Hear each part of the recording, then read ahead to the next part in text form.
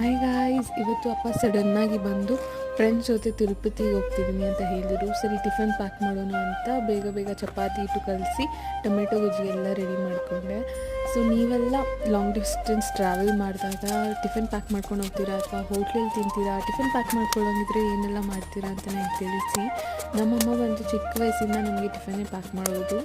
So ಅವರು mostly chapati, so tomato ಗೊಜ್ಜು, ಚಿತ್ರಾನ್ನ, ಪುಳಿಯೋಗರೆ ಇಂಥದ್ದು ಜಾಸ್ತಿ ಮಾಡ್ತಿದ್ರು.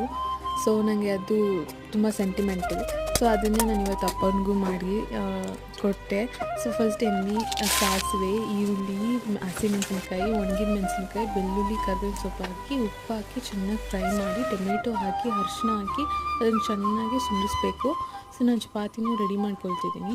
ಸೊ ಇದು ಲಾಂಗ್ ಡಿಸ್ಟೆನ್ಸ್ ಆಗೋದ್ರಿಂದ ನಾನು ಸ್ವಲ್ಪ ಎಣ್ಣೆ ಹಾಕಿ ಸ್ವಲ್ಪ ಚೆನ್ನಾಗಿ ಸುಟ್ಕೊಂಡೆ. ಸೊ ಈಗ ಕೊತ್ತಂಬರಿ ಹಾಕ್ಕೊಂಡು ಪ್ಯಾಕ್ ಮಾಡಿ ಕಲಸಿ ಆಯಿತು.